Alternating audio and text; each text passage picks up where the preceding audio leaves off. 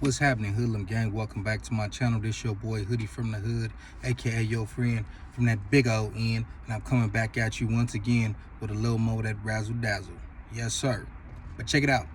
Look, today I wanted to talk about something.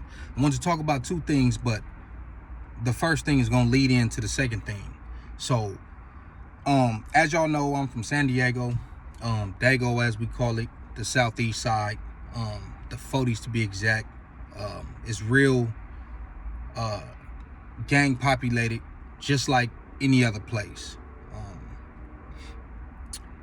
The first gangs, as far as black gangs, because the Hispanic gangs have been here almost as long as they've been in LA. You got barrios that stretch back to the 40s and stuff like that. But anyways, the first gangs in San Diego, being the West Coast Crips, around 73, 72, 73. The neighborhood Crips, the 40s, in 74. The Central City Gangsters around that time, 74, 75. Evolving into the 5'9" Brims around probably 77 or something like that, 76. I don't know, correct me if I'm wrong. This is just game that has been passed down to me from people that was there. Those were really the three gangs. You had the Paulos, which probably came out towards the end of the 70s, but that formed into Lincoln Park later. You had the East Side Hang Gang, which turned into the Skyline Pyrus in the late 70s. But to make it simple, like I said, for the most part, neighborhood West Coast, Central City / 5'9" Brims. That's how it started off out here. The neighborhood Crips and the West Coast Crips didn't get along. They might have been more rivals than with the Brims, or Central City, even though they were enemies too. Everybody knows the West Coast Crips and the neighborhood Crips didn't get along at that time. At some point, it shifted. I would say the early 80s, maybe late 70s, because if you had Skyline and Lincoln coming out around 79, 1980, at some point it shifted to where, and O'Farrell was always out too. But like I said, they wasn't in a mix like that. At some point, the demographics shifted as far as it being the two Crip sets and the one anti-Crip / Brim set. And I never really got to the bottom of that. I asked older homies. I know a lot of homies was going to jail. And a lot of homies kind of had bully tactics, just like our LA counterparts. Going everywhere, going to house parties, bullying shit, punching on people. And you have people who fought back. Now, I think that this somehow, some way put us on the radar with the local law enforcement, SDPD. I don't know if that played a part in other gangs not wanting to be Crips, or if it was that along with, like I said, the homies having bully tactics and going everywhere and just messing stuff up and taking over, whatever the case is. Trying to watch my language, even though I'm not monetized, but I gotta start watching my language for when I do get monetized. But anyways, there's no secret that SDPD had something against the Crips. And the reason why I'm bringing this up is because I was listening to my older homie Kurt Dog on Dusty Vision TV. Shout out to Kurt Dog, Curtis Howard, and Dusty Vision TV. And he was saying how the police pretty much had a vendetta. I heard this from other homies as well. When things flipped, I would always hear stories of that first and second and possibly even third generation of homies from my hood as well as West Coast getting stopped in our hood and taking over to they hood. Now, I don't know if the police station that's on Skyline Drive, I don't know if that was there yet. I don't know when they built that police station, but for some reason, they would drop the homies off way over there because they knew it was like a mission back to the hood on foot. I don't really hear too many stories about the Damus getting dropped off in our hood. I'm not saying it didn't happen. It's just not something that you really hear. It was always the police pulling the homies over, especially homies that was, you know, let's say rebellious, smart mouthing the cops, always getting dropped off over there. I think that may be how one of the homies, Al Capone, got killed. I don't know if he got dropped off over there or if he was just walking over there, but I've heard that possibly the police had dropped him off over there and then went and told them dudes that Al Capone from neighborhood is over there walking, go get him, and that's what they proceeded to do.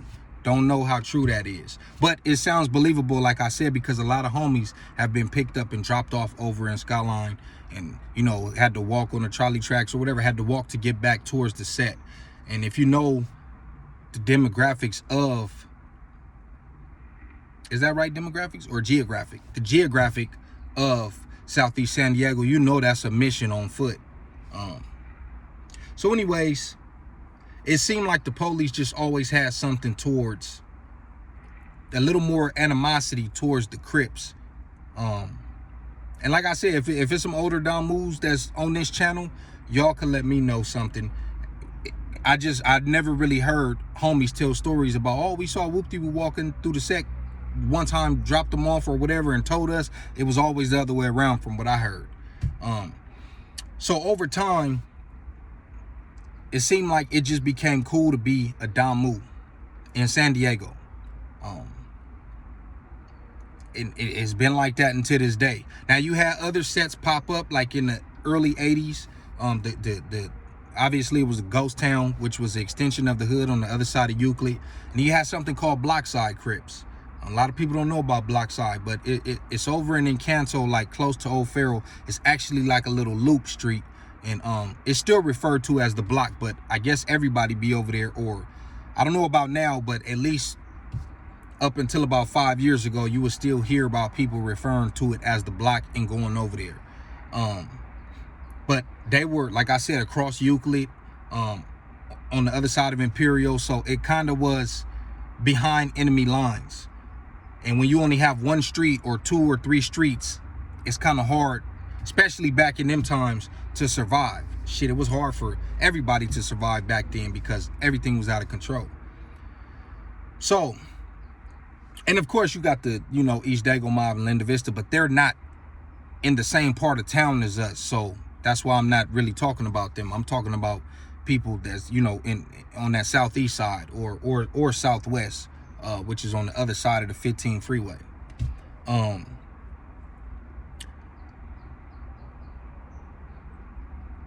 Oh, okay, yeah. Here's where I'm going with it. I almost lost my train of thought. Gangster Boy from Skyline. Shout out to him. I do watch the channel. And the reason why I'm saying his name is because I forgot what the channel's called. I would have had to go look at it. It's like Planet Zoo or Planet Southeast Zoo or something like that. If y'all know what I'm talking about, go check him out. Got a lot of good stories, homie. If you're a Crip, you might get your ears busted, but hey, I understand. You know, he telling the story how it happened, when it happened. I mean, I could do the same thing, but I just refrain from using certain words when I tell my stories. But y'all get the picture. He was saying how in his day, them early 90s, and I'm quite sure the 80s, I did a video about it saying, was the Crips on quiet time?